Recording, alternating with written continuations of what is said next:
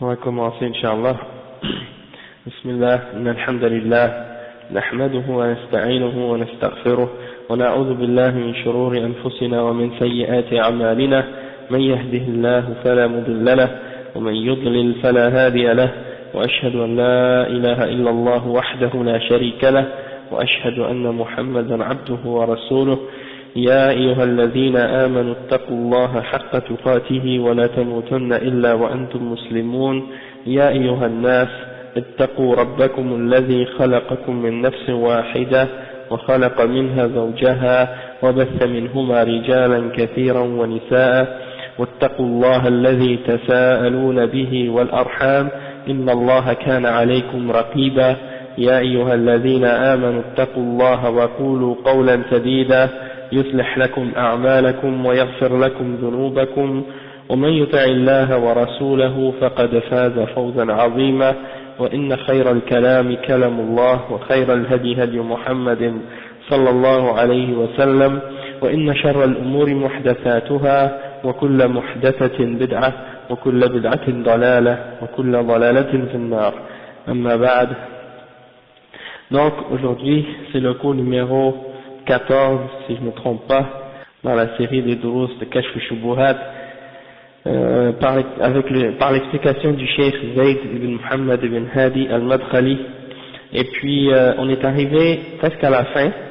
Le Cheikh maintenant, là où je suis arrivé, le Cheikh Muhammad ibn Abdul Wahhab, il dit ويقال أيضا إذا كان الأولون لم يكفروا إلا لأنهم جمعوا بين الشرك وتكذيب الرسول صلى الله عليه وسلم والقرآن وإنكار البعث وغير ذلك، فما معنى الباب الذي ذكره العلماء في كل مذهب؟ باب حكم المرتد، وهو المسلم الذي يكفر بعد إسلامه. ثم ذكروا أنواعا كثيرة كل نوع منها يكفر ويحل دم الرجل وماله، حتى إنهم ذكروا أشياء يسيرة عند من فعلها، مثل كلمة يذكرها بلسانه دون قلبه، أو كلمة يذكرها على وجه المزاح واللعب، على وجه المزح واللعب. Donc le Cheikh Muhammad Wahhab, il donne d'autres exemples maintenant pour répondre aux gens qui prétendent que s'ils invoquent les awliya, ils demandent l'aide des awliya en dehors d'Allah subhanahu wa ta'ala, ou ils prennent les asiyad et les amwat et les qubur, ils prennent les tombes comme des intermédiaires entre eux et Allah, ils disent que en faisant ça ils sont pas kuffar, comme on avait dit les deux derniers cours, parce que ils disent que nous on reconnaît la ilaha illallah, Muhammad Rasulullah, on croit au messager d'Allah, on dit oui il est le messager d'Allah, on croit au Coran, on croit à la résurrection. Tandis que les mouchriquins au temps du prophète sallallahu alayhi wa sallam, eux ils refusaient de croire en ça, ils refusaient de croire en la ilaha illallah, et ils refusaient de dire la ilaha illallah, Muhammad Rasulullah, et ils refusaient de croire au messager al-Rasul sallallahu alayhi wa sallam. Ils refusaient de croire au Coran, ils disaient qu'ils ne croyaient pas au Coran et ils ne croyaient pas à la résurrection, c'est-à-dire al-Ba'ath. Hein? Donc, ils disent, nous on n'est pas comme ça, nous on croit en toutes ces choses-là. Hein? Sauf que le cheikh il répond, il dit, ça ne veut pas dire que vous êtes des mu'minin et que vous êtes des muwahhidin, parce que peut-être que vous avez reconnu tout ça, mais maintenant vous avez invoqué d'autres en dehors d'Allah subhanahu wa ta'ala, vous avez appelé les awliya, et vous avez pris ces gens-là comme des intermédiaires entre vous et Allah dans le dua et dans d'autres formes d'adoration. Donc ça c'est une forme de shirk billah, et le shirk ça annule vos actions, même si vous dites que vous avez dit la ilaha illallah, c'est pas suffisant. Et le cheikh il donne un autre exemple maintenant pour répondre à cette shubha, et il dit regardez dans les livres des ulama, dans les livres de fiqh, dans chaque madhab, que ce soit le madhab al-Hanafi, ou al-Maliki, ou al-Shafi'i, ou al-Hanbali, ou n'importe quel autre madhab parmi les madhab de Ahl-Sunnah, parmi les positions des ulama de Ahl-Sunnah, vous allez voir que dans la question de fiqh, ils ont toujours un chapitre qui s'appelle Babun Hukm al-Murtad, c'est-à-dire un chapitre qui parle de l'apostat, celui qui quitte l'islam après avoir cru en l'islam. C'est-à-dire, il était musulman, et puis il a quitté l'islam. Ça on l'appelle dans l'islam, on l'appelle al-murtad, okay? L'apostat, celui qui a quitté sa religion, il a quitté sa foi. Donc, dans ce chapitre, dans les livres de fiqh, vous allez retourner à ce livre, à n'importe quel livre dans ces madhahib-là, et vous allez voir que les ulama ont mentionné des exemples de choses que si quelqu'un les dit, ou si quelqu'un les fait, hein, ça peut être des paroles, ça peut être des actions, et ça peut être des croyances. Hein. Donc, vous allez voir qu'il y a des choses que les ulama ont expliquées, que si quelqu'un y croit, ou si quelqu'un le dit, ou si quelqu'un le fait, il devient kafir. Et que ses biens et son sang deviennent halal. Dans ce cas-là. Donc, ça c'est quelque chose, tout le monde est d'accord. Tous les ulama sont tous d'accord là-dessus. Et même des fois, le cheikh il dit qu'ils ont mentionné, des fois c'est des choses qui sont très qui sont très simples. C'est-à-dire des choses que des gens peuvent dire avec leur bouche, et même s'ils ne le disent pas réellement dans leur cœur, ils le disent juste avec la langue, hein, ils peuvent même parfois dire une parole juste pour blaguer ou pour jouer, et puis ça compte. Et puis c'est considéré comme une parole de kufr, hein, comme quelqu'un qui se moque de la religion, ou qui fait une blague sur la sunna ou sur l'islam, ou bien qui se moque du prophète sallallahu alayhi wa sallam, ou bien d'Allah, hein, d'Allah, ou bien qui insulte Allah, ou qui insulte le prophète sallallahu alayhi wa sallam. Tout ça c'est des choses, si quelqu'un les dit, il devient kafir, hein. Donc ça, même si la personne elle dit la ilaha illallah, même si elle fait la salat, même si elle fait son ramadan, même si elle, disons, elle dit oui je crois en yawm al-akhir, et je crois en tout ça, si elle dit des paroles de kufr, ou elle fait des choses de kufr, par la suite, eh ben, même si elle fait tout ça, elle ne sera pas considérée comme un mu'min, d'accord? Et c'est ça l'exemple, donc ça veut dire que si ça c'est le cas pour des paroles, alors que dire de celui qui, hein, quand il a un malheur ou un problème, au lieu de demander à Allah, il demande à un être humain qui est mort ou bien qui est vivant, hein, de le faire entrer au paradis, ou de lui donner un enfant, ou de lui donner le risque, ou des choses de ce genre. Donc le cheikh dit ويقال أيضا الذين قال الله فيهم يحلفون بالله ما قالوا ولقد قالوا كلمة الكفر وكفروا بعد إسلامهم أما سمعت أن الله كفرهم بكلمة مع كونهم في زمن رسول الله صلى الله عليه وسلم يجاهدون معه ويصلون معه ويزكون ويحجون ويوحدون وكذلك الذين قال الله فيهم قل أب الله وآياته ورسوله كنتم تستهزئون لا تعتذروا قد كفرتم بعد إيمانكم فهؤلاء الذين صرح الله فيهم أنهم كفروا بعد إيمانهم وهم مع رسول الله صلى الله عليه وسلم في غزوة تبوك قالوا كلمة ذكروا أنهم قالوها على وجه المزح.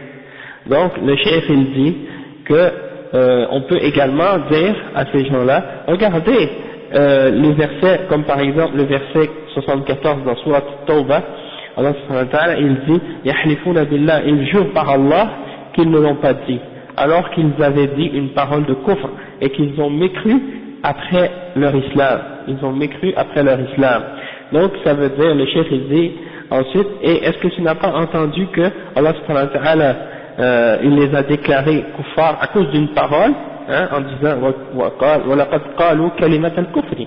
Donc ça veut dire que quelqu'un peut rejeter l'islam ou sortir de l'islam avec une parole, une seule parole qu'il dit, alors qu'ils étaient même au temps du prophète Muhammad sallallahu alayhi wa sallam, et ils combattaient et ils luttaient avec le prophète sallallahu alayhi wa sallam, et ils faisaient la salat avec le prophète, et ils faisaient la zakat, et ils faisaient le hajj, et ils disaient la ilaha illallah à l'époque du prophète sallallahu alayhi wa sallam, et malgré tout, Allah subhanahu wa ta'ala a dit qu'ils ont prononcé une parole de kufr et qu'ils ont mécru après leur islam.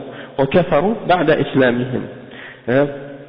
Également, le cheikh il donne un autre exemple, un verset, le verset 65 et 66 dans Surat At-Tawbah, قل أب الله وآياته ورسوله كنتم تستهزئون لا تعتذروا قد كفرتم بعد إيمانكم.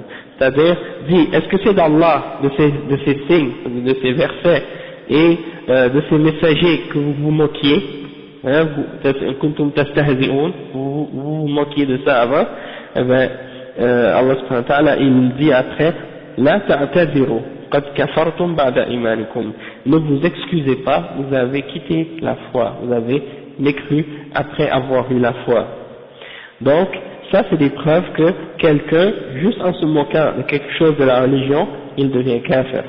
Même s'il le disait juste pour se moquer ou juste pour blaguer, hein, parce que le cheikh il dit que ceux-là qui s'étaient moqués à l'époque du prophète sallallahu alayhi wa sallam, qui s'étaient moqués des sahaba, Allah subhanahu wa ta'ala a dit à leur sujet qu'ils ont mécru et qu'ils ont rejeté la foi après avoir cru, alors qu'ils étaient avec le prophète sallallahu alayhi wa sallam lors de l'expédition, lorsqu'ils allaient à la bataille de Tabouk, ok, et ils ont dit une parole, et c'était juste une parole qu'ils ont dit pour se blaguer, hein, juste pour rire. C'est quoi la parole? Après, Inch'Allah, on va le lire. Le chef dit فتأمل هذه الشبهة وهي قولهم تكفرون المسلمين أو تكفرون من المسلمين أناسا يشهدون أن لا إله إلا الله ويصلون ويصومون ثم تأمل جوابها فإنه من أنفع ما في هذه الأوراق. Donc le chef dit, donc regardez cette shubha que les gens de shirk apportent. Ils prétendent que, ils disent vous déclarez les gens kuffars alors que ce sont des musulmans qui disent la ilaha illallah, et qui font la salat et qui jeûnent, et méditent et réfléchissent sur la réponse, parce que ça fait partie des choses les plus bénéfiques qui sont dans ce livre. Donc ça veut dire que c'est pas parce que quelqu'un dit la ilaha illallah et qu'il fait la salat et qu'il jeûne qu'il est musulman automatiquement.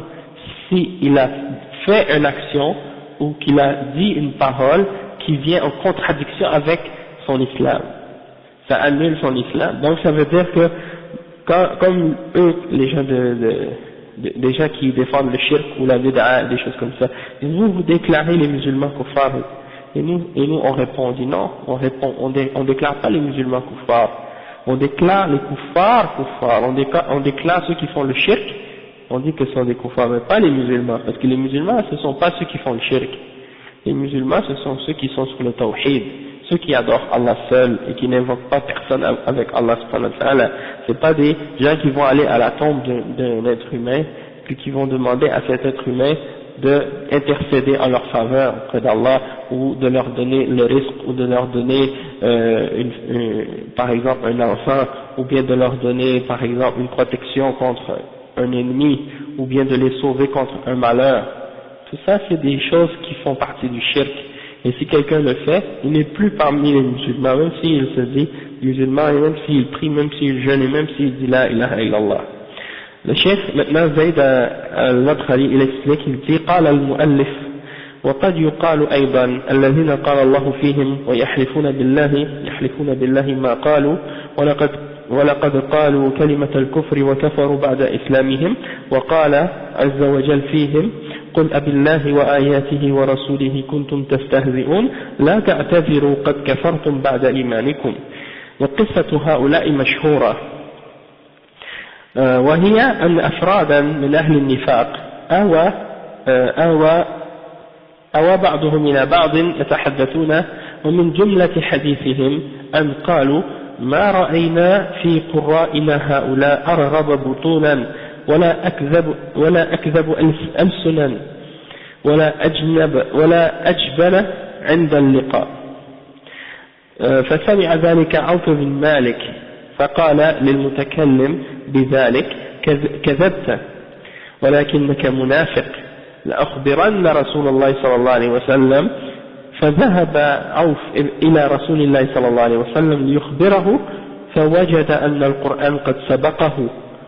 قال زيد بن أسلم قال عبد الله ابن عمر فنظرت إليه متعلقا بحقب ناقة رسول الله صلى الله عليه وسلم تنكبه الحجارة والرسول صلى الله عليه وسلم لا يزيد على قوله له قل أبالله وآياته ورسوله كنتم تستهزئون لا تعتذروا قد كفرتم بعد إيمانكم.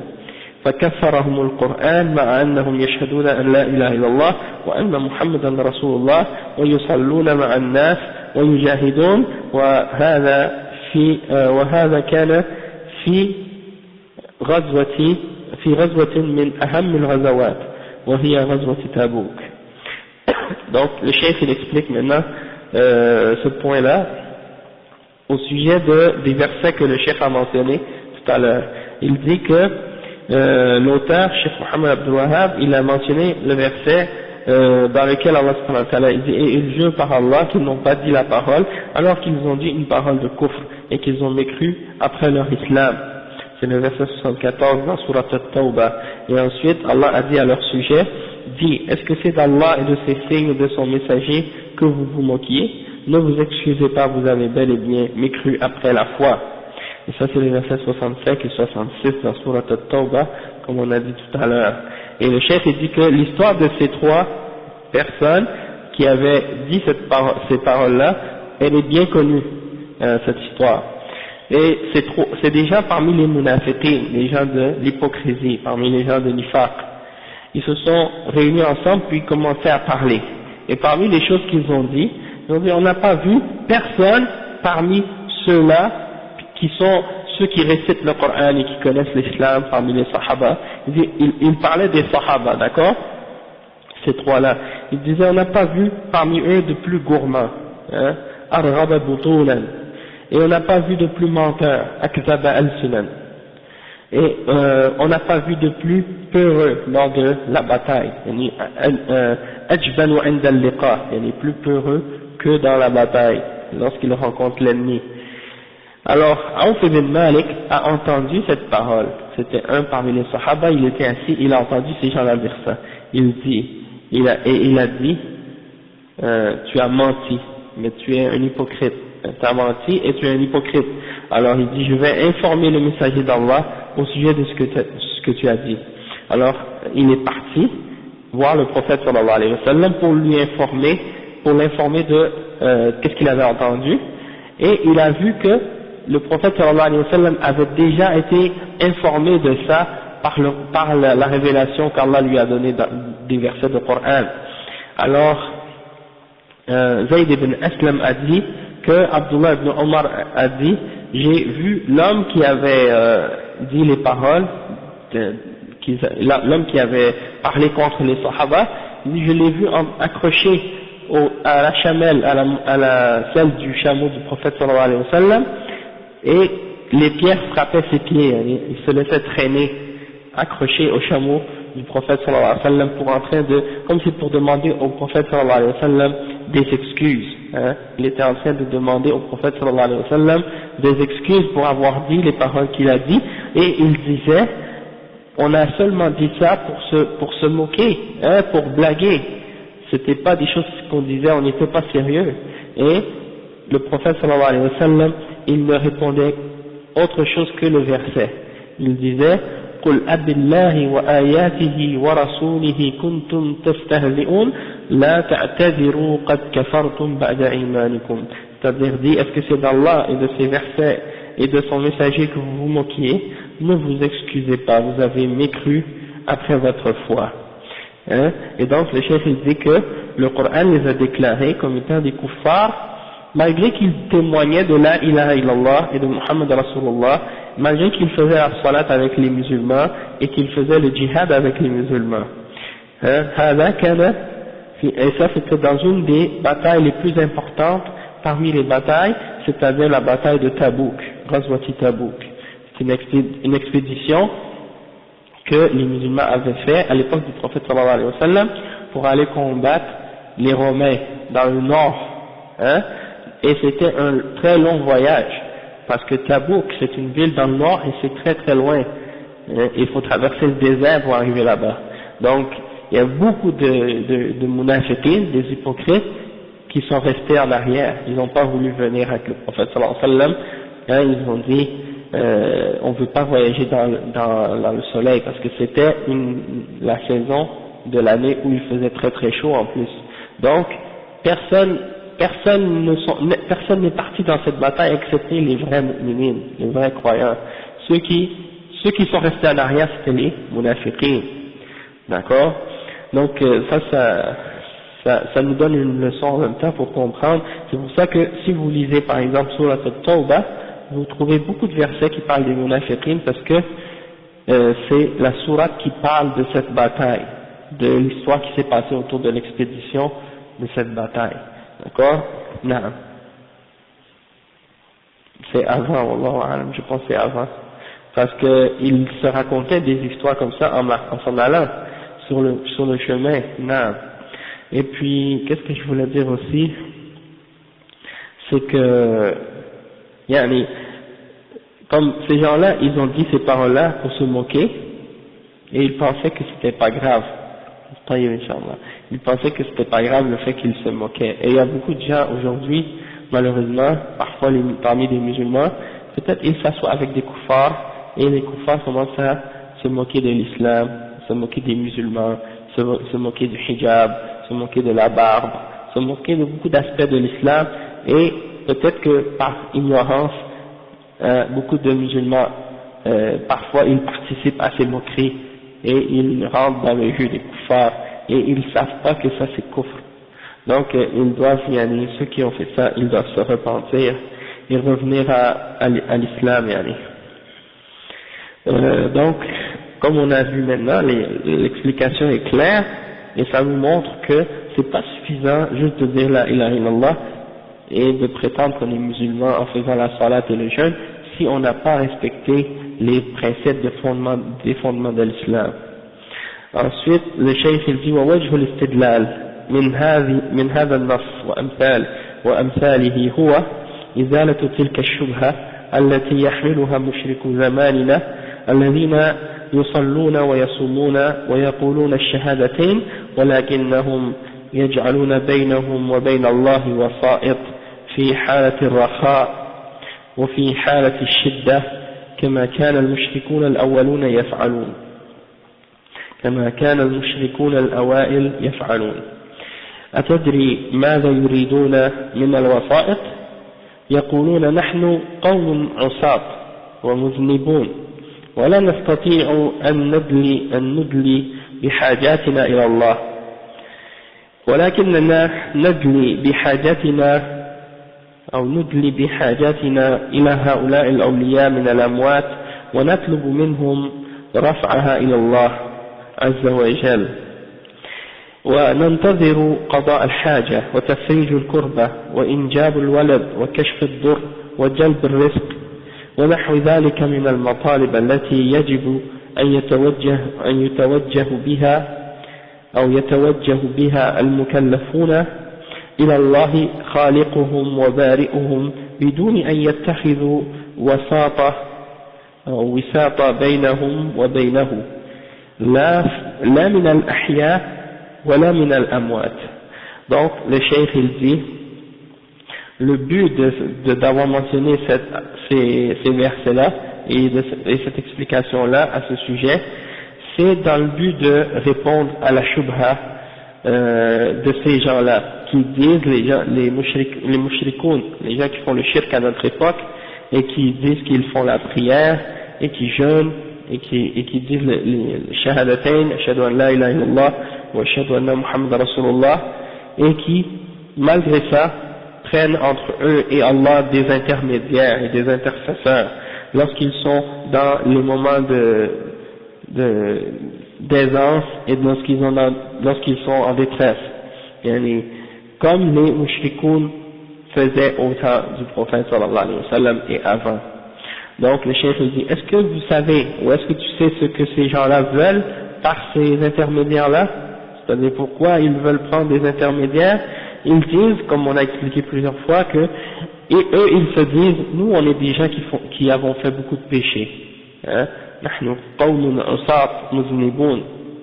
ils disent on n'est pas capable de ramener directement nos besoins à Allah subhanahu wa ta'ala, mais on amène nos besoins et on demande qu'est-ce qu'on a de besoin à ceux-là parmi les hommes qui sont pieux, parmi les awliya et parmi les morts, et on demande à eux, à ces hommes-là, de ramener nos besoins à Allah subhanahu wa ta'ala pour pour qu'eux demandent à Allah à notre place.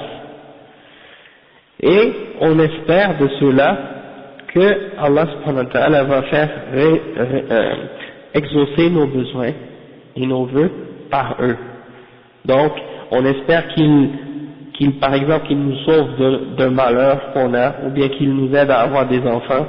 Si, par exemple, on a de la difficulté à avoir un enfant, peut-être ils vont nous aider, ou bien ils vont éloigner un mal de nous, ou nous enlever quelque chose de mal qui nous a affligés, ou bien ils vont nous donner une subsistance parmi les biens de la dunya.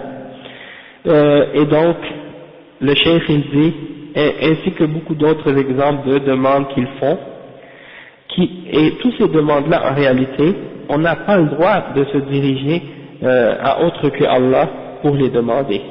On a uniquement le droit de demander ces choses-là à notre Créateur et à celui qui nous a créés, sans prendre aucun intermédiaire et sans prendre aucun intercesseur entre eux et nous. C'est-à-dire, sans prendre aucun intermédiaire entre nous et Allah subhanahu wa ta'ala, c'est ça ce qu'on veut dire. C'est-à-dire, on n'a pas le droit de prendre un intermédiaire, que ce soit un être humain qui est vivant, ou un être humain qui est mort, ou un ange, ou un djinn, ou autre créature en dehors d'Allah. On n'a pas le droit de demander à quiconque, excepté à Allah subhanahu wa ta'ala. Donc ça c'est la fin de l'explication de cette shubha. Maintenant, le cheikh il mentionne un long passage du texte de Kashf al-Shubuhat du cheikh Muhammad Abdul Wahhab qui clarifie d'autres shubuhat et qui répond à d'autres shubuhat des mushrikines au sujet du tawhid. Et donc il commence en disant ومن الدليل على ذلك أيضا ما حكى الله عن بني إسرائيل مع إسلامهم وعلمهم وصلاحهم أنهم قالوا لموسى اجعل لنا إلها كما لهم آلهة وقول أناس من الصحابة اجعل لنا ذات أنواط فحلف رسول الله صلى الله عليه وسلم أن هذا نظير قول بني إسرائيل لموسى اجعل لنا إلها ولكن للمشركين شبهة يدلون بها عند هذه القصة وهي أنهم يقولون إن بني إسرائيل لم يكفروا بذلك وكذلك الذين قالوا للنبي صلى الله عليه وسلم اجعل لنا ذات أنواط لم يكفروا. Donc le cheikh il mentionne, le cheikh Muhammad ibn Abdul Wahhab, une autre shubha. La shubha c'est quoi? Cette shubha c'est qu'ils disent par exemple que Allah subhanahu wa ta'ala a dit au sujet des enfants d'Israël, malgré qu'ils étaient à l'époque, qu'ils étaient des musulmans et qu'ils avaient de la connaissance et qu'ils étaient, disons qu'ils étaient sur le droit chemin, ils ont demandé à Moïse de leur faire un dieu comme ils ont vu les gens qui adoraient un veau en or ou bien une idole en or. Ils ont dit fais-nous un dieu comme eux ont un dieu. Hein? Donc ils ont demandé à Moussa de leur fabriquer une idole ou une statue ou quelque chose qu'ils peuvent adorer. Donc le cheikh il dit, et il y a des gens parmi les Sahaba qui étaient nouveaux dans l'islam et ils ont demandé au prophète sallallahu alayhi wa sallam quelque chose qui est un peu semblable à ce que le peuple de Moussa avait demandé. Ils ont dit au prophète sallallahu alayhi wa sallam, parce que les mushrikoun, les idolâtres au temps du prophète sallallahu alayhi wa sallam, ils avaient un arbre et ils croyaient que cet arbre avait une baraka, avait une bénédiction. Et ils croyaient que si tu accrochais ton épée dans cet arbre, ton épée allait prendre de la force, allait devenir plus puissant. Ok? Donc, ils ont dit au messager d'Allah, les mushrikoun, ils ont un arbre et ils accrochent leurs armes sur cet arbre pour lui donner une force à leur arme. Alors, choisis-nous, toi aussi choisis-nous un arbre pour que nous aussi on va accrocher nos armes sur cet arbre et que notre arme va devenir plus puissante elle aussi. Alors, le prophète sallallahu alayhi wa sallam, quand il a entendu des gens dire ça, il a dit vous avez dit exactement la même chose que le peuple de Moïse quand ils ont dit fais-nous un Dieu comme eux ils avaient un Dieu. Hein? Donc, les gens, ces gens-là, parmi les Sahaba, ils étaient nouveaux dans l'islam, mais ils savaient que les mushrikoun, qu'est-ce qu'ils faisaient, c'est pas correct. C'est pour ça qu'ils n'ont pas dit on va prendre le même arbre que, on va prendre un arbre différent, mais c'est le prophète sallallahu alayhi wa sallam qui va nous les désigner, hein, choisir. Et eux, ils s'imaginaient que, parce que c'était le prophète sallallahu alayhi wa sallam qui allait leur désigner cet arbre, alors ils s'imaginaient que ça allait être correct et que ça allait être accepté. Wa alaykum salam wa rahmatullah. Donc ils s'imaginaient que ça allait être accepté. D'accord? Et donc le prophète sallallahu alayhi wa sallam a répondu à ceux-là pour leur faire comprendre que non, à la base cette action-là, cette idée-là, elle est basée sur le shirk. Et c'est exactement la même chose que qu'est-ce que les gens ont dit à Moïse. Quand ils ont vu des gens qui adoraient une idole, ils ont demandé à Moïse, fais-nous une idole comme ces gens-là ont une idole. Et donc, la shubha, elle est où?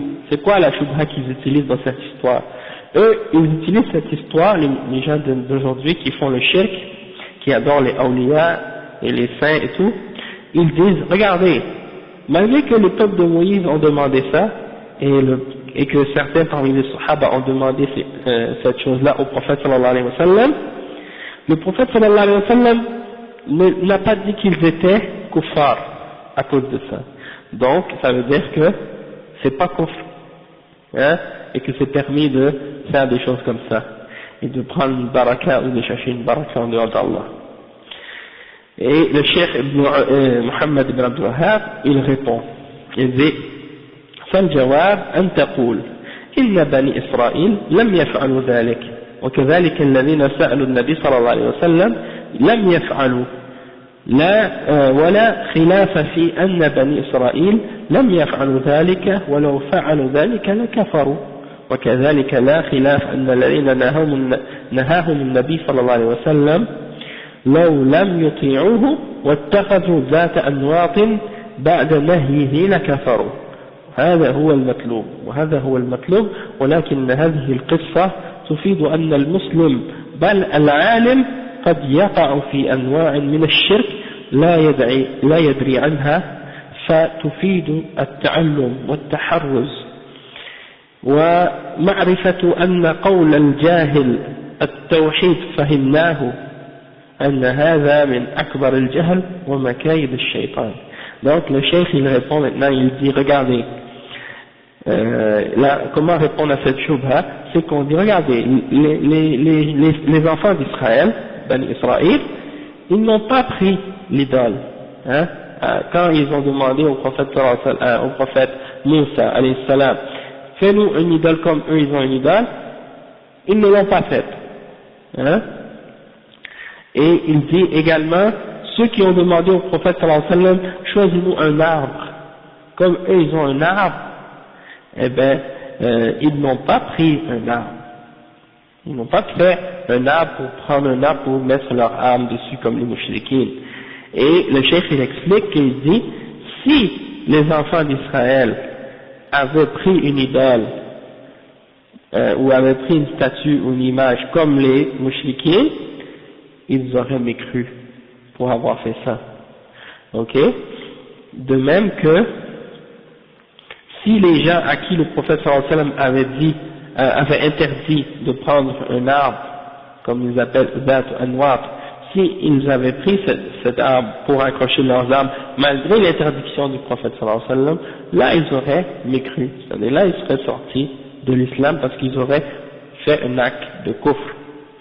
Mais ils ne l'ont pas fait. Et donc, cette shubha qu'ils amènent, ces gens-là, eh ben, elle est nulle, elle ne tient pas. Pourquoi? Parce que justement, ils n'ont pas fait l'acte de kufr, ou l'acte de shirk, hein, en prétendant cette chose-là. Et donc, le cheikh il dit, cette histoire, en réalité, l'histoire de l'arbre, Zat Anwar, ou bien l'histoire du peuple de Moïse, eh bien, on peut en tirer de ces deux histoires-là, du fait que quelqu'un peut être musulman et il peut avoir de la connaissance, hein, il peut même être un savant dans l'islam et il peut tomber dans le shirk, malgré qu'il est savant de l'islam. Donc ça veut dire que le shirk, il a beaucoup de formes et beaucoup de manifestations. Et quelqu'un peut faire un acte de shirk sans qu'il le sache, d'accord? Et donc ça veut dire qu'on doit étudier notre islam, étudier le tawhid, étudier l'aqidah comme il faut, et se protéger, et éviter de tomber dans des formes de shirk par ignorance. Et le cheikh il dit ma'rifatu qawl al-jahil at-tawhid fahimnah. Il y a beaucoup de musulmans d'aujourd'hui, hein, et à d'autres époques aussi, qui s'imaginent que le tawhid on l'a déjà compris, hein, s'ils entendent souvent dire ça, ah, t'as pas besoin de nous parler de tawhid, qu'est-ce que t'as à parler toujours de tawhid, tawhid, tawhid, on l'a connu le tawhid, on comprend le tawhid, la ilaha illallah, c'est fini, hein, il y a un seul Dieu, c'est fini.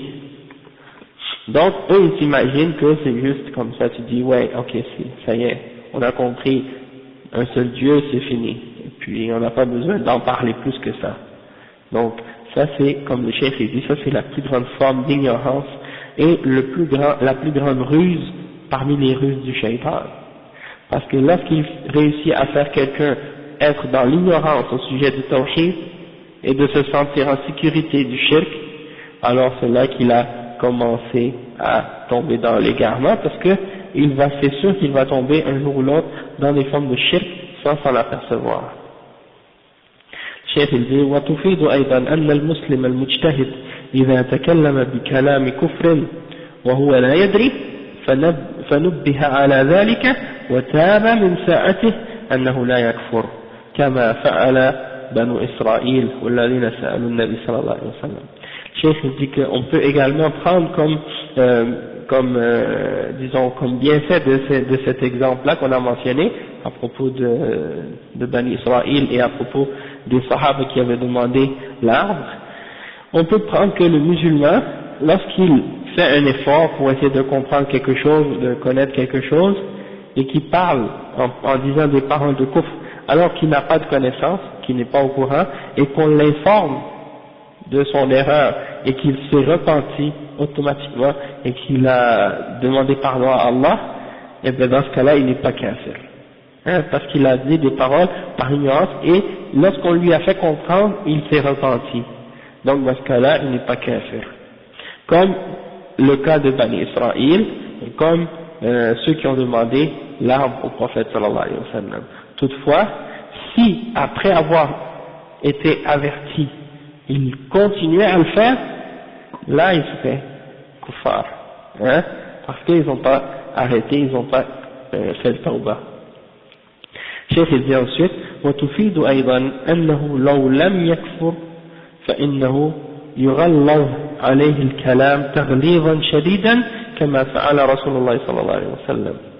C'est-à-dire qu'on peut prendre également comme exemple dans cette histoire que même si la personne n'est pas sortie de l'islam, il n'a pas fait le kufr, on doit lui répondre d'une façon sévère, hein, d'une façon dure dans la parole, pour que la personne réalise la gravité de la parole qu'il a dit. Comme le prophète sallallahu alayhi wa sallam a dit, hein, il a dit Subhanallah innaha sunan, hein, dans le hadith, et il a dit, c'est quoi dans l'histoire, il a dit فحلف رسول الله صلى الله عليه وسلم أن هذا نظير قول بني إسرائيل لموسى اجعل لنا إلها كما لهم آلهة. Donc c'est ça, il leur a répondu d'une manière qui est dure pour leur faire comprendre que c'était grave la parole qu'ils avaient dit. Cheikh dit ولهم شبهة أخرى يقولون إن النبي صلى الله عليه وسلم أنكر على أسامة قتل من قال لا إله إلا الله وقال أقتله بعد أن أقتلته بعدما قال لا إله إلا الله وكذلك قوله أمرت أن أقاتل الناس حتى يقولوا لا إله إلا الله وأحاديث أخرى في الكف عن من قالها. ومراد هؤلاء الجهلة أن من قالها لا يكفر ولا يقتل ولو فعل ما فعل.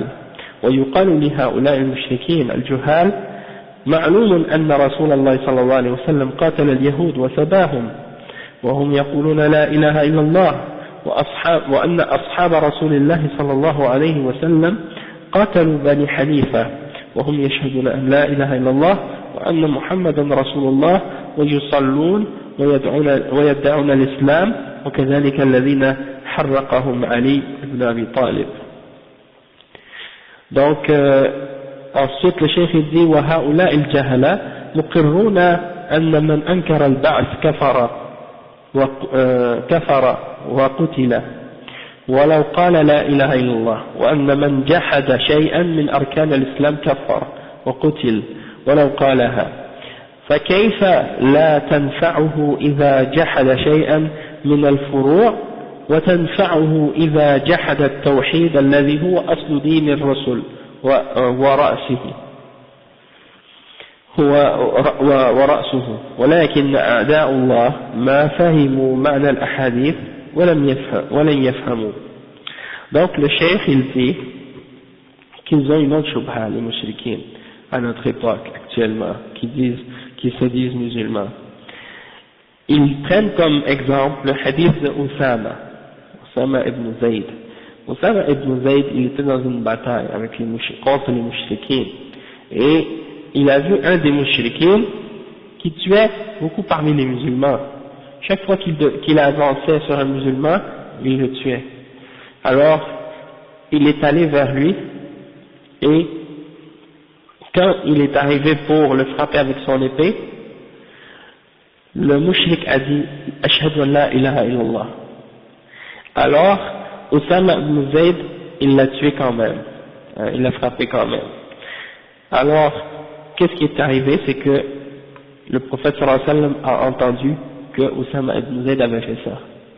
Alors, il a dit à Usama ibn Zayd, est-ce que tu l'as tué après que cet homme a dit la ilaha illallah? Alors le prophète sallallahu alayhi wa sallam était vraiment fâché contre Usama et il lui a dit, qu'est-ce que tu vas dire au jugement dernier à propos de la ilaha illallah? Hein? Et donc c'est très grave. Et donc eux ils utilisent ces hadiths et ils le mettent en dehors de son contexte pour essayer de justifier l'idée que depuis qu'un musulman a dit la ilaha illallah, même s'il adore les awliya, même s'il prie aux morts, même s'il cherche le secours chez eux et il demande l'intercession, qu'il est musulman et qu'on n'a pas le droit de lui faire rien parce que son sang et ses biens sont haram, parce que c'est ça, ok? Et ils utilisent également un autre hadith dans lequel le prophète sallallahu alayhi wa sallam a dit, on m'a commandé de combattre les gens jusqu'à ce qu'ils disent la ilaha illallah. Ok?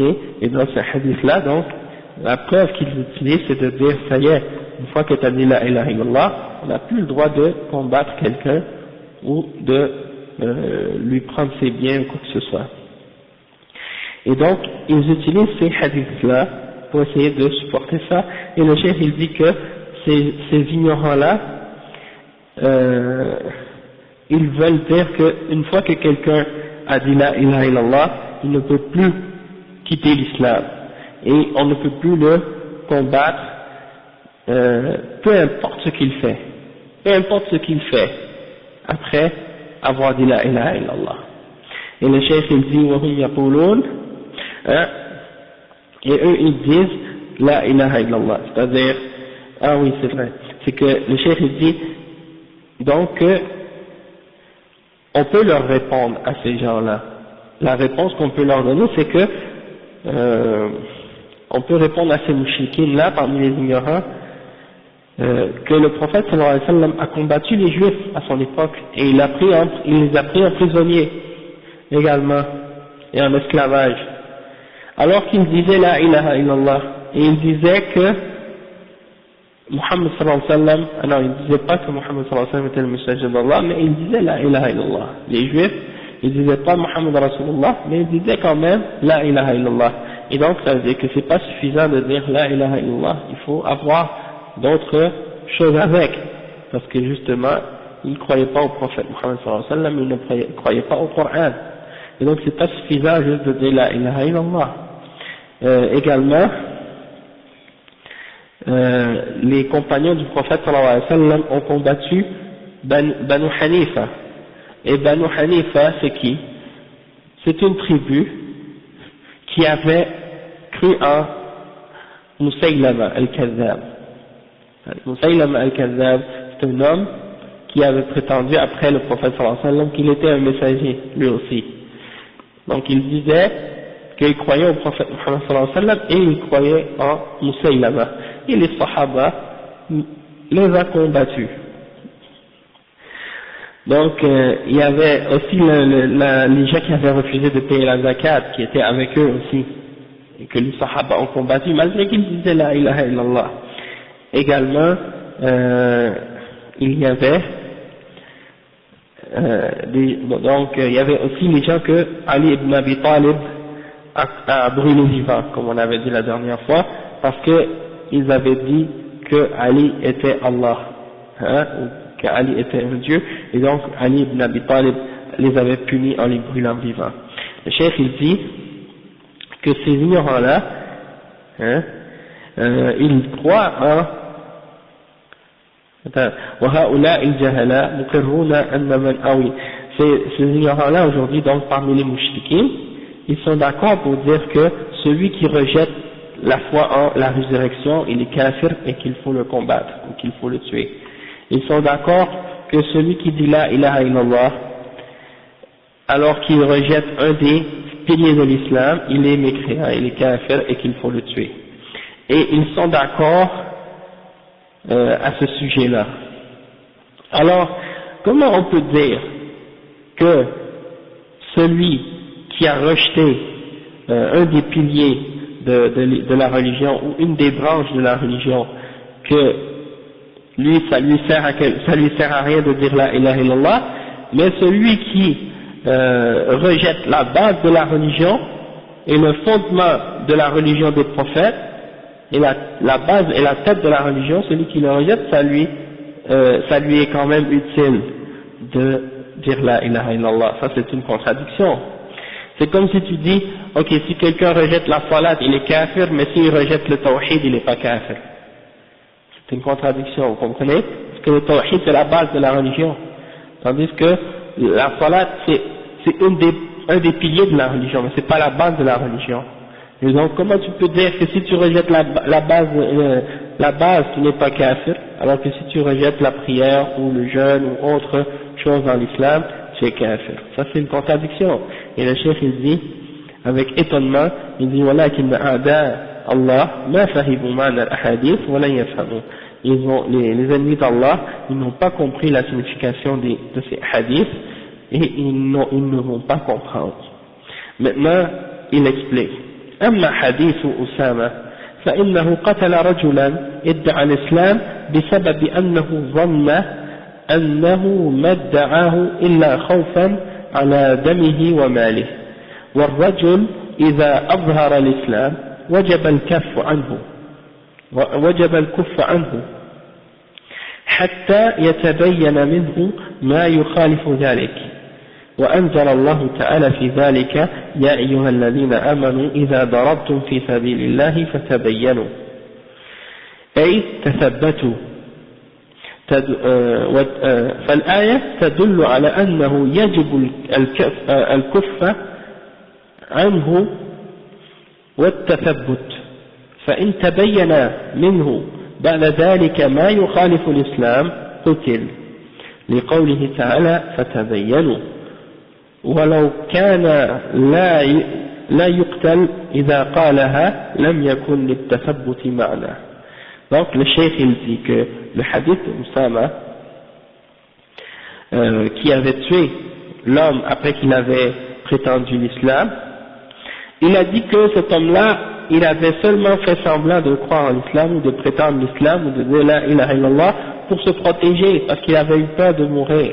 Donc pour protéger son sang et ses biens, il a dit la ilaha illallah pour se protéger.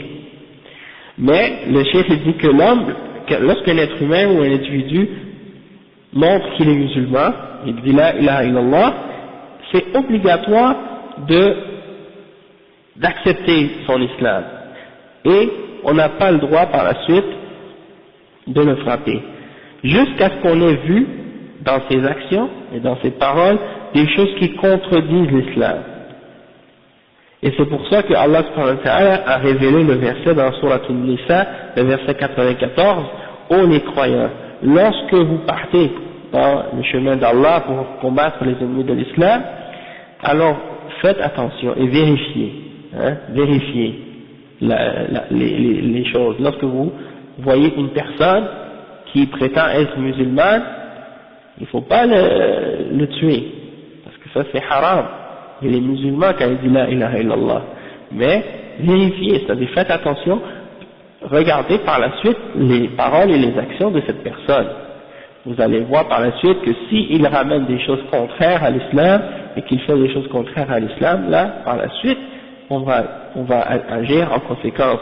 Mais sur le moment, on n'a pas le droit d'utiliser cette attitude-là de tuer les personnes et d'essayer d'imaginer que la personne est là, fait semblant, parce qu'on ne sait pas ce qu'il y a dans le cœur. C'est pour ça que le prophète sallallahu alayhi wa sallam a dit à Oussama quand il a frappé l'homme, il a dit ashaqaqta an sadri, ashaqaqta an qalbi. Est-ce que tu as ouvert son cœur pour voir dedans, est-ce qu'il était sincère ou non? Qui te l'a dit qu'il faisait semblant? Peut-être qu'il a cru vraiment, hein? Et donc si tu vois par la suite que la personne a menti, qu'il fait des choses contraires à l'islam, alors là, dans ce cas-là, là tu peux dire que la personne a menti, mais pas avant. Et c'est comme si quelqu'un il est chrétien et il dit ashhadu an la ilaha illallah wa ashhadu anna Muhammadan Rasulullah, puis après tu le vois le lendemain, puis il continue à prier Isa, Maryam et les saints de l'église, et il continue à aller à l'église et à mettre la croix. Tu vas lui dire, mais toi, est-ce que tu es musulman ou est-ce que tu es chrétien? Et non, il va dire, s'il dit non, je suis pas chrétien, je suis musulman, on va lui dire, ouais, mais dans ce cas-là, tu dois cesser de faire ça. Et tu dois commencer à adorer Allah seul et à rejeter ces choses-là que tu faisais avant. Sinon, tu n'es pas musulman. Même si tu dis la ilaha illallah, parce que tu contredis le message de l'islam. Tu comprends? Non. Et non. On juge par l'apparence extérieure, pas par l'intérieur. On ne peut pas savoir ce qu'il y a à l'intérieur. Hein? Il y a des gens qui pensent qu'on ne peut pas juger par l'extérieur. On ne faut pas juger par l'extérieur.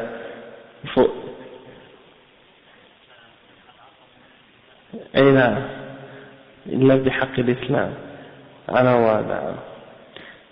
Donc on juge par l'extérieur, par l'apparence extérieure, par ce qu'on entend des paroles de la personne, par ce qu'on voit des actions de la personne. C'est seulement ça qu'on peut juger. L'intérieur du cœur de la personne, on ne peut pas le juger parce qu'on ne le voit pas. Il y en a des gens qui disent, mais juge-moi pas, je ne sais pas ce que j'ai dans mon cœur. Mais ce qui est dans ton cœur, je ne le vois pas moi. Qu'est-ce que je vois, c'est tes paroles, et qu'est-ce que je vois, c'est tes actions, et j'entends tes paroles. Et si je vois que dans tes paroles, dans tes actions, et j'entends dans tes paroles des choses contraires à l'islam, eh ben, ça montre que qu'est-ce qu'il y a dans ton cœur, il est en contradiction avec ce que tu prétends. Hein? Tu prétends être bonne dans ton cœur, et tes paroles sont pas bonnes. Tu prétends être bon dans ton cœur, et tes actions sont pas bonnes tes actions. Donc ça dit, il y a un problème, il y a une contradiction entre les deux. Hein, ça peut pas marcher.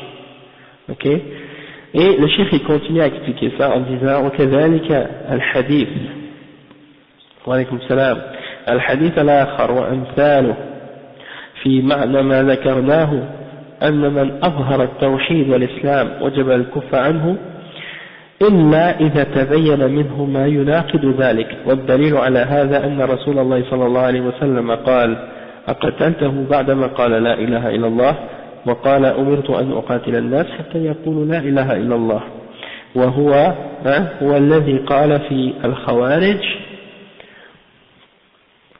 أينما لقيتموهم فاقتلوهم ولئن أدركتهم لأقتلنهم قتل عاد مع كونهم من أكثر الناس عبادة وتسبيحا حتى أن الصحابة يحقرون صلاتهم عندهم وهم تعلموا العلم من الصحابة فلم تنفعهم لا إله إلا الله ولا كثرة العبادة ولا ادعاء الإسلام لما ظهر منهم مخالفة الشريعة. Donc le cheikh il dit que, comme on a expliqué dans le hadith, on peut comprendre qu'une personne, lorsqu'elle a dit la ilaha illallah et lorsqu'il a prétendu d'être parmi les musulmans et faire partie de l'islam, être dans l'islam, on n'a plus le droit de l'attaquer ou de le tuer ou quoi que ce soit, parce qu'il a dit la ilaha illallah. On juge, comme on a dit tout à l'heure, par l'expérience, sauf si on voit que la personne, par la suite, fait quelque chose qui contredit et oppose ce témoignage, d'accord. Et le cheikh il mentionne le hadith qu'il a dit, est-ce que tu l'as tué après qu'il ait dit la ilaha illallah, c'est-à-dire en voulant dire une fois qu'il a dit la ilaha illallah, tu n'as plus le droit de le tuer. Et il a mentionné l'autre hadith, celui qu'on a dit tout à l'heure, j'ai été commandé de dire la ilaha illallah, de combattre les gens jusqu'à ce qu'ils disent la ilaha illallah. Donc, si tu regardes même dans la fin de ce hadith, ويقيموا الصلاة ويؤتوا الزكاة فإذا فعلوا ذلك عصموا مني دماءهم وأموالهم إلا بحق الإسلام وحسابهم على الله. Et Abu Bakr as-Siddiq, il a utilisé ce hadith justement quand il a demandé aux Sahaba de combattre les gens qui refusaient de payer la zakat. Il leur a dit que lorsqu'ils ont refusé de payer la zakat, ils ont refusé de donner à Allah un des droits qui lui revient, le droit dans l'argent. Et donc, ils avaient le droit maintenant de le combattre parce qu'ils avaient refusé de donner un des droits de l'islam. D'accord? Même s'ils disaient la ilaha illallah. Et donc, ensuite, il mentionne l'exemple des Khawarij. Et les Khawarij, c'est ceux qui déclarent les musulmans de kuffar pour des péchés qu'ils font. Soit parce qu'ils font le zina, ou qu'ils boivent de l'alcool, ou qu'ils font de l'injustice, hein, ou qu'ils font des meurtres, ou des choses comme ça. Ils disent, ceux qui font ça, c'est des kuffars. Donc ça, c'est des Khawarij. Ou bien ils prennent des armes contre les dirigeants musulmans, ou bien ils s'opposent aux dirigeants. Ça, c'est des Khawarij. Et donc, le prophète sallallahu alayhi wa sallam a dit au sujet des Khawarij, si je les rencontrais, je les combattrais ou je les tuerais comme on a tué le peuple d'Ad. Et le cheikh il dit, malgré que ce sont des gens qui faisaient beaucoup de ibadah, faisaient beaucoup d'adoration, les Khawarij. C'est des gens qui priaient plus que les Sahaba, et ils jeûnaient plus que les Sahaba, et ils lisaient le Coran plus que les Sahaba. Donc, le prophète sallallahu alayhi wa sallam a dit aux Sahaba, si vous les voyez, vous allez mépriser votre prière par rapport à leur prière, et vous allez mépriser votre jeûne par rapport à leur jeûne. En voulant dire, c'est des gens qui font beaucoup d'adoration, mais ils sortent de l'islam, comme le prophète sallallahu alayhi wa sallam a dit, ils vont sortir de l'islam plus vite que la flèche sort de l'arc. Et ensuite, donc le cheikh utilise l'exemple des Khawarij pour faire comprendre en réalité que le fait de dire la ilaha illallah et de faire beaucoup d'adoration, c'est pas suffisant pour prétendre être dans l'islam si tu as fait quelque chose qui est contraire au fondement de l'islam par la suite. D'accord? Donc il faut mettre les choses à leur place comme il faut. Après le cheikh dit وكذلك ما ذكرناه من قتل اليهود وقتال الصحابة بني حنيفة وكذلك أراد النبي صلى الله عليه وسلم أن يغزو بني المصطلق فلما أخبره رجل منهم أنهم منعوا الزكاة حتى أنزل الله تعالى يا أيها الذين آمنوا إن جاءكم فاسق بنبأ فتبينوا أن تصيبوا قوما بجهالة فتصبحوا على ما فعلتم نادمين وكان الرجل كذبا عليهم. فكل هذا يدل على أن مراد النبي صلى الله عليه وسلم في الأحاديث التي احتج بها ما ذكرناه. Donc le cheikh il explique maintenant, il dit que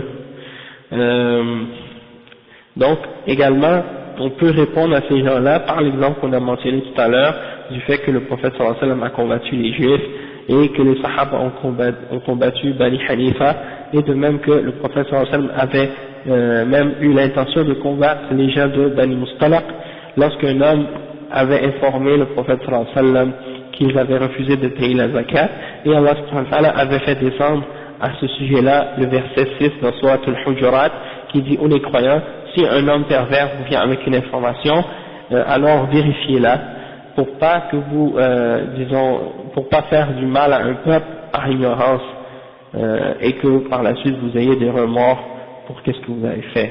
C'est-à-dire que l'homme qui avait dit au prophète sallallahu alayhi wa sallam que ces gens-là refusaient de payer la zakat, il avait menti à leur sujet, et donc ça prouve, tout ça, tous les exemples qu'on a mentionnés, ça prouve que des gens, même s'ils disent la ilaha illallah, ils peuvent être combattus dans certaines situations et dans certains cas, et que c'est pas seulement comme on a dit, le fait de dire la ilaha illallah et de croire au pilier de l'islam qui protège quelqu'un dans ses biens et dans son sang, si cette personne-là a nié ou a rejeté ou a contredit un des fondements de l'islam. Donc le cheikh Zayd maintenant il explique ce passage-là, il dit هذا المقطع من جملة الردود التي ساقها الإمام المؤلف على مشرك زمانه المناوئين لدعوته آنذاك وكشف الشبهات التي ظلوا يدلون بها من أجل أن يقنعوا الناس أن من شهد أن لا إله إلا الله وأن محمدا رسول الله فهو الموحد ولو عمل أعمالا تخرج صاحبها من ملة الإسلام كالاستغاثة بالأصنام والأوثان من جمادات وغيرها في جلب خير أو دفع شر لا يقدر عليه إلا الله، وكذا من في القبور ممن يطلقون عليه أو ممن يطلقون عليهم الأولياء، وذلك من صنيع الجاهلية الأولى الذين قاتلهم النبي صلى الله عليه وسلم على ذلك ليعبدوا إلها واحدا لا إله إلا هو الرحمن الرحيم. وأنت ترى أيها القارئ من خلال قراءتك لهذا النص ونظائره أنهم أدلوا بشبهات عديدة، منها الشبهة التي أدلوا بها عند قصة بني إسرائيل الذين قالوا لموسى اجعل لنا إلها كما لهم آلهة، ومثلها قصة الذين قالوا للنبي صلى الله عليه وسلم اجعل لنا ذات أنواط، وهكذا بإنكار النبي صلى الله عليه وسلم على أسامة بن زيد حينما قتل رجلا بعد أن قال لا إله إلا الله وما شابهها من الشبهات، وقد ناقشها الشيخ محمد بن عبد الوهاب رحمه الله مناقشة حسنة، وبين بطلان تعلقهم بها واستنادهم إليها مجادلة منهم بالباطل ليدحضوا به الحق، وأن لهم ذلك والله غالب على أمره ولكن أكثر الناس لا يعلمون. Donc le chef il dit que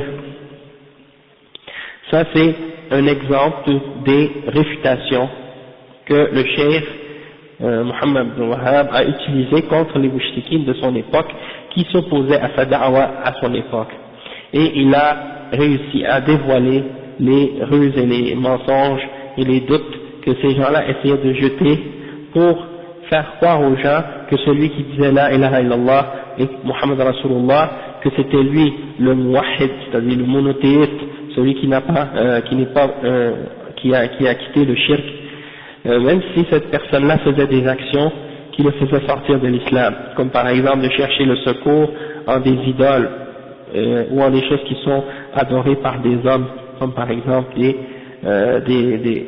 pierres ou des roches ou des arbres ou des êtres humains ou autres, et qui leur demandent de leur amener du bien ou d'éloigner un mal que seul Allah est capable d'exaucer, c'est-à-dire des choses que seul Allah peut faire.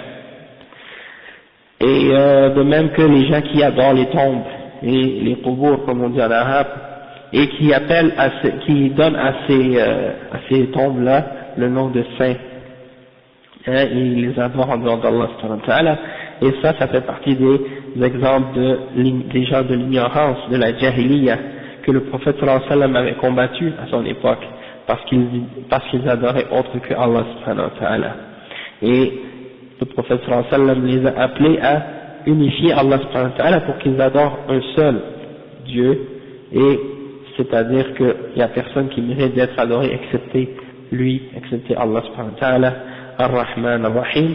Et après il dit, tu vois bien, après avoir lu ce texte et ces exemples qu'on a montrés, toutes les formes de shubuhat que les mushrikines ont apportées, comme l'exemple de l'histoire de Bani Israël avec Moïse, quand ils ont demandé au prophète Moïse de leur faire une idole, et l'exemple qui est semblable dans l'histoire des Sahaba qui ont demandé au prophète sallallahu alayhi wa sallam de leur faire un arbre pour accrocher leurs armes comme les mushrikines, ou bien l'histoire de Osama ibn Zayd qui avait tué un homme après qu'il a dit la ilaha illallah, et beaucoup d'autres parmi ces shubuhat, et le Cheikh Mohammed Abdul Wahhab a discuté ces shubuhat là et il les a réfutés comme il faut, d'une bonne façon, et il a détruit les mensonges que ces gens-là essayaient d'apporter pour débattre ou argumenter contre la vérité avec des sortes d'arguments fausses, contraires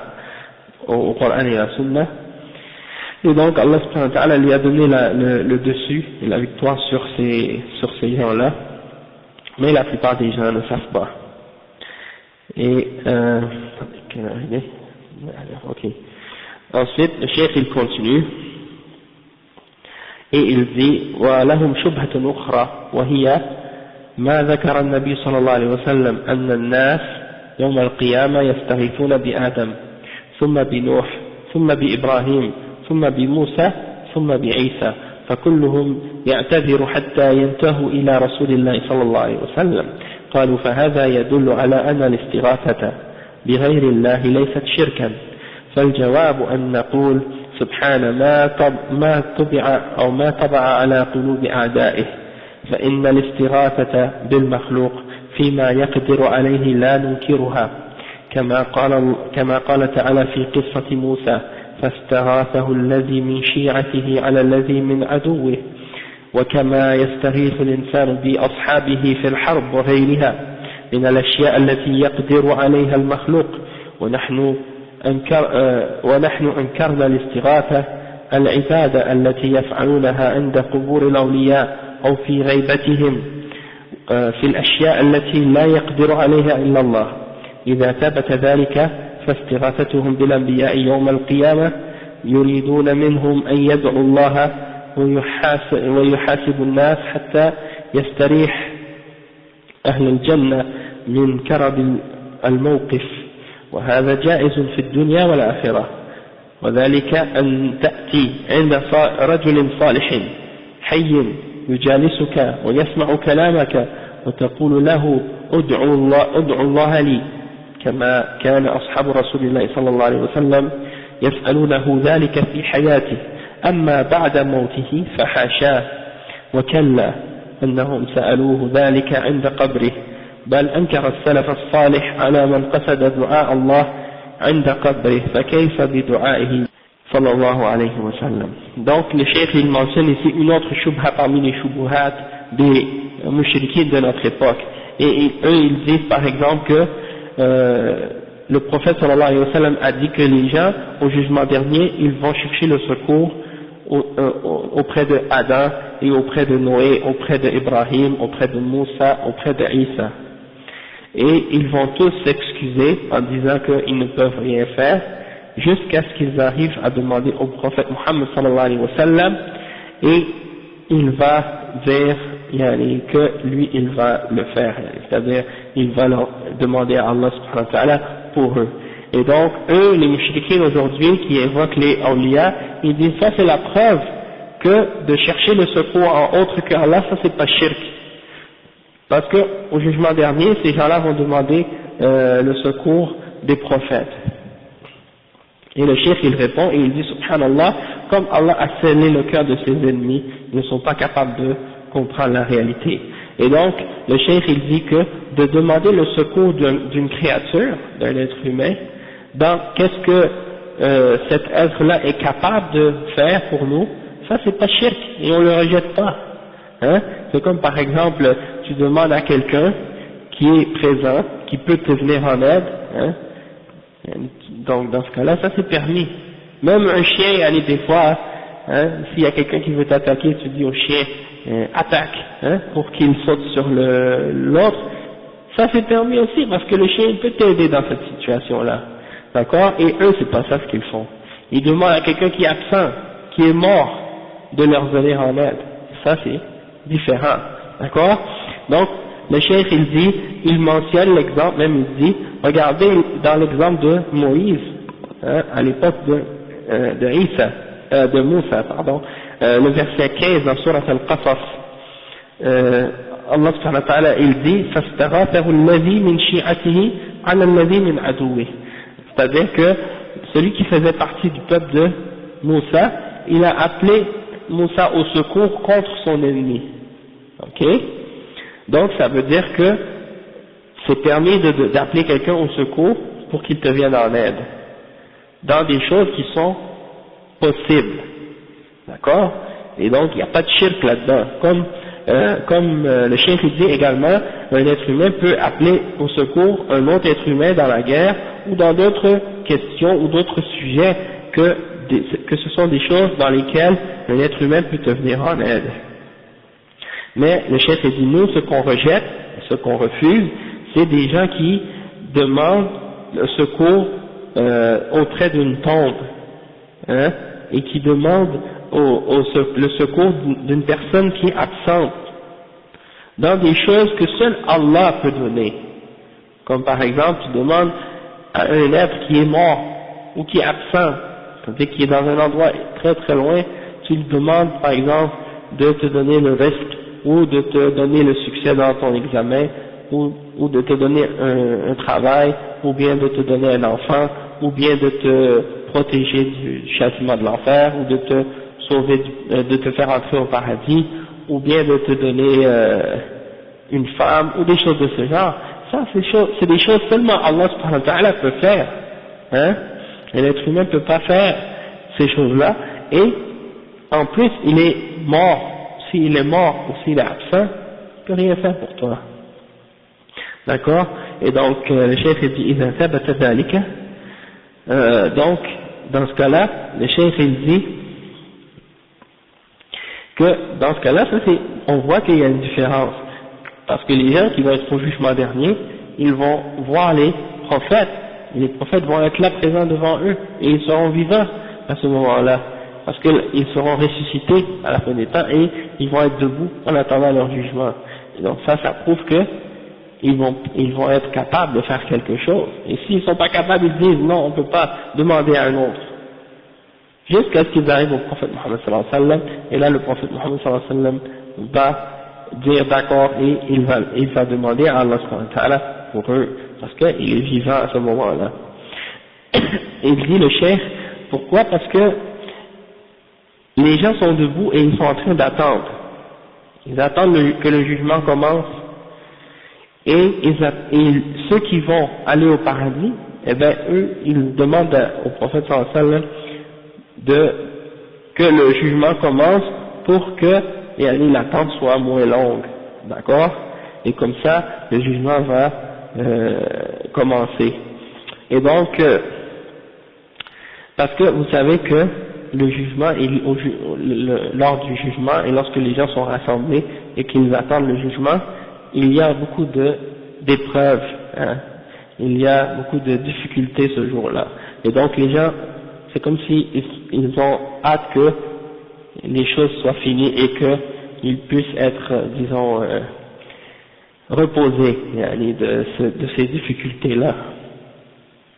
Et donc le cheikh il dit, donc dans cette situation-là, c'est permis dans la dunya, dans ce monde actuel, si quelqu'un est vivant et présent, de lui demander en aide dans quelque chose qu'il est capable, ou bien au jugement dernier, après la résurrection, quand les gens sont rassemblés, dans ce cas-là, oui, c'est permis. Mais qu'est-ce qui n'est pas permis? C'est que tu demandes à quelqu'un qui n'est pas présent, qui est mort, qui est pas présent et qui ne peut pas t'entendre, et que tu lui demandes des choses que seul Allah peut faire, ça c'est pas permis. Hein? Donc, si tu vas à une personne qui est vivante, qui est assise à côté de toi et qui t'entend et que tu lui dis demande à Allah pour moi, hein, c'est comme si je dis à Hassan, fais un dua, demande à Allah pour moi, hein? Ça, les compagnons du prophète sallallahu alayhi wa sallam, ils le faisaient au temps du prophète sallallahu alayhi wa sallam. Ils allaient voir le prophète sallallahu alayhi wa sallam et ils demandaient au prophète sallallahu alayhi wa sallam qu'il demande à Allah pardon pour eux, ou qu'il fasse des doigts pour eux. Ça, c'était des choses qui se faisaient au temps du prophète sallallahu alayhi wa sallam. Des fois même ils demandaient au prophète sallallahu alayhi wa sallam de demander la pluie à Allah subhanahu wa ta'ala, hein. Le prophète sallallahu alayhi wa sallam faisait un istisqa pour les gens, pour demander à Allah la pluie, et donc ça c'est permis puisqu'il était vivant.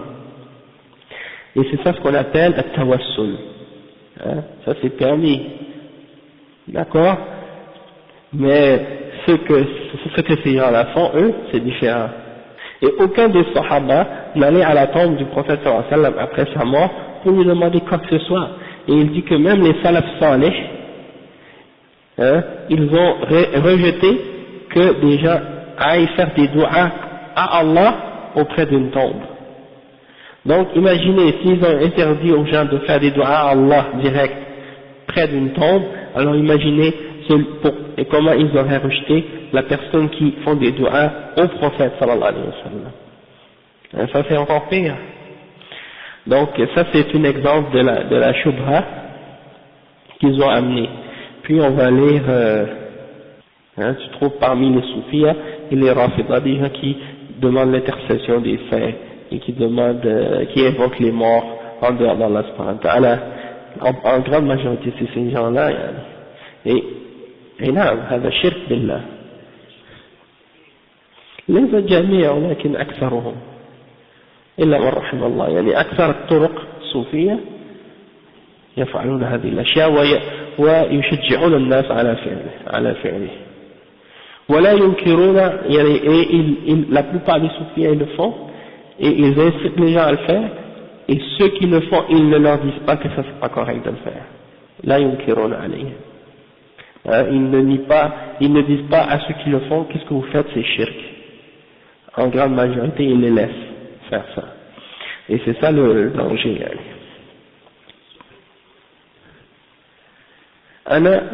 Je suis sûr qu'il y en a qui le font en Tunisie. En Tunisie, au Maroc, en Algérie, en Afrique de l'Est, en Afrique de l'Ouest. Donne-moi un exemple de quel tariqa. Al-Madaniya, c'est une branche de quelle tariqa ça? C'est qui leur chef? C'est qui le chef qu'ils suivent? Même mu'assis tariqa. Ça c'est une tariqa parmi d'autres, mais tu ne peux pas juger en parlant d'une tariqa puis vers toutes les turcs en Tunisie ne font pas ça. Ça c'est impossible d'affirmer une chose pareille.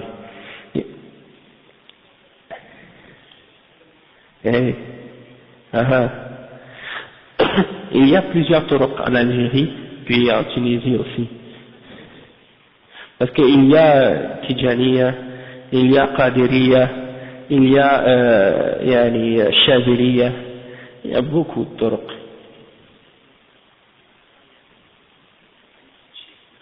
Non, al-Mu'assis. Mais il y a des fois, de ces grandes turuq, il y a des branches qui sont sorties de chacune de ces grandes turuq, il y a des petites turuq qui sont sorties à partir de ces branches. Là, كل الطرق الصوفية مبتدعة. يعني toutes les turuq soufiyya sont toutes sur des bid'ah. Il n'y en a aucune tariqa qui est sur la sunna. Parce que à la base même du soufisme, à la base même c'est basé sur une bid'ah. Le prophète sallallahu alayhi wa sallam, il n'a pas dit aux gens faites des turuq avec un cheikh et puis vous le suivez et il vous dit quel wird dire et puis vous devez le dire avec sa permission, puis vous devez faire une initiation, lui donner le bay'ah et ensuite porter un vêtement spécial ou bien faire des formes de mouvements ou de dhikr selon une façon spéciale. Hein.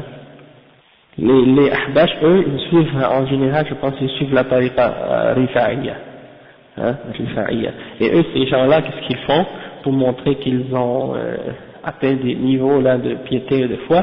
Ils se transpercent le corps avec des aiguilles, peut-être même ils vont manger du feu ou ils vont marcher sur du charbon ou des trucs comme ça, pour montrer qu'ils ont atteint des niveaux de piété ou de foi. Tout ça, c'est des affaires de Dajjal. Ça n'a rien à voir avec l'islam. Non, leur qibla est déviée, ça c'est clair. Bon, Le chef il dit, pour expliquer ce passage qu'on vient juste de lire, on va pas tout lire parce qu'on n'a pas le temps, mais on va juste lire au moins un paragraphe. Après la semaine prochaine, on continuera pour qu'est-ce qui reste, Inch'Allah. Il dit, وهكذا, il dit, الحمد لله والصلاة والسلام على رسول الله أما بعد وعليكم السلام ورحمة الله فإن الاستغاثة بالمخلوق الذي على قيد الحياة فيما هو داخل تحت قدرة المخلوق أن يفعله هذا ليس بالشرك وليس بمحظور على أحد أن يفعله ذلك مثلا كمن له حاجة فذهب إلى فلان ليكون شفيعا له في هذه الحاجة إما في قرض مال من عند شخص معين وإما في طلب عمل من الأعمال يكون واسطته له فيه وإما أن يتسلط عليه عدو قاهر فيستعيذ بالله ثم بإخوانه المؤمنين أو بغيرهم عند الحاجة هذه ليست من الشرك في شيء وإنما هو طلب من المخلوق في حدود ما يقدر عليه فإن قضيت الحاجة على يديه فذلك بفضل الله وإحسانه ثم بالسبب الذي أدلى به وإن لم تقضى الحاجة فكل شيء بأمر الله وقضائه ولا يعتبر هذا شركا وليس للمشركين دليل فيه على ذهابهم لأضرحة الموتى واستغاثتهم بهم واستعانتهم بهم في قضاء الحوائج فإن فاعل ذلك مشرك شركا أكبر يخرجه من الملة من ملة الإسلام لأنه دعا ميتا وقد صار رفاتا وترابا لا يملك لنفسه ولا لغيره ضرا ولا نفعا ولا موتا ولا حياة ولا نشورا.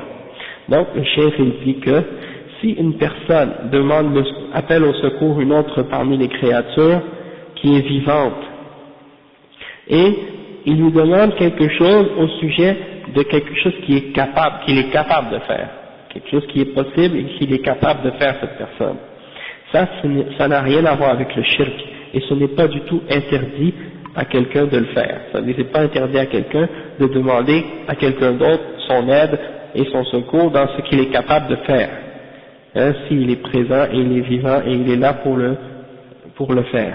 Comme par exemple, supposons que toi tu as besoin d'un prêt, hein, puis qu'il y a une personne qui a de l'argent, toi tu la connais pas cette personne, mais tu as un ami qui est très proche de cette personne-là, tu lui dis, est-ce que tu peux intercéder en ma faveur chez cet homme-là qui a de l'argent pour qu'il me fasse un prêt?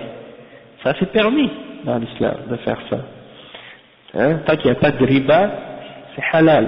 Ou bien par exemple, tu veux un travail, hein, toi tu connais pas le patron, mais tu as un ami qui est proche du patron, tu lui dis, écoute, est-ce que tu peux parler au patron pour moi, pour qu'il m'engage, pour que je travaille pour lui? Ça c'est permis, ça c'est une intercession dans les choses de la dunya et dans les choses halal, et il n'y a pas là-dedans de choses qui sont impossibles à l'être humain de faire, donc c'est permis, d'accord? Ou bien par exemple, il y a un ennemi qui te menace et qui t'attaque, et toi tu demandes la protection d'Allah, et tu cherches en même temps ensuite l'aide de tes frères pour qu'ils t'aident à repousser cet ennemi, hein? Ou bien de tes frères, ou bien même des fois d'un kafir parfois, même si tu n'as pas personne d'autre, même des fois un chien par exemple, comme j'ai dit tout à l'heure, hein, tu as un chien qui va attaquer le voleur ou bien l'ennemi qui veut t'attaquer, ça c'est permis, allez. Et il n'y a pas de shirk là-dedans, tant que c'est dans les limites de qu'est-ce que cet être humain-là ou cette créature-là est capable de faire. Et si la chose que tu as besoin est exaucée et que tu le reçois, ce que tu veux, ça c'est entre les mains d'Allah subhanahu wa ta'ala, il te le donne par sa grâce et par sa bonté, hein. Puis ensuite par le moyen que tu as utilisé qui est une cause dans cette chose-là, dans le fait d'avoir accès à cette chose-là. Et si par contre, si la chose que tu as besoin n'arrive pas, eh bien ça c'est par le décret d'Allah subhanahu wa ta'ala et par son commandement. Et il n'y a pas là-dedans rien qui a rapport avec le shirk. Et il n'y a aucune preuve dans ça pour justifier ce que les mouchriquins font lorsqu'ils vont au tombe d'un mort pour leur demander leur secours ou pour leur demander leur aide dans le fait d'avoir les choses qu'ils ont besoin. Comme s'ils vont à la tombe d'une personne qui est morte et ils lui demandent de leur donner un enfant parce qu'il dit ma femme ne peut pas avoir d'enfant, celui avoir un enfant, ou bien ils demandent aux morts, au wali, par exemple, j'ai besoin d'être accepté à l'université, fais-moi accepter dans l'université, ou des trucs comme ça. Ça c'est des choses que la personne qui est morte dans sa tombe, ou bien qui est à des kilomètres, qui ne peut même pas t'entendre, elle ne peut rien faire pour toi, elle ne connaît pas le raid. Donc comment tu peux demander à cette créature-là ou à cet être-là ces choses-là alors que c'est seulement Allah qui peut exaucer ces choses-là. Et donc le cheikh il dit que celui qui fait ça, il est mushrik. Et son shirk est un shirk akbar, c'est-à-dire c'est un shirk majeur qui le fait quitter la religion de l'islam. Donc le cheikh il dit pourquoi? Parce qu'il a invoqué, il a appelé un mort qui est devenu de la poussière et qui ne peut rien pour lui-même et ni pour un autre, hein, qui ne peut ni lui nuire ni lui profiter, hein, et qui ne peut ni faire mourir, ni faire vivre et ni faire revenir quelqu'un après la mort. Donc ça veut dire que ça rentre dans le shirk. On est obligé de s'arrêter ici parce que le temps on a dépassé. Donc on va s'arrêter puis on continue la semaine prochaine et puis si c'est possible peut-être que ce sera terminé la semaine prochaine le livre parce que il reste juste quelques pages. Donc c'est ça. Donc on va arrêter ici puis on va continuer, on va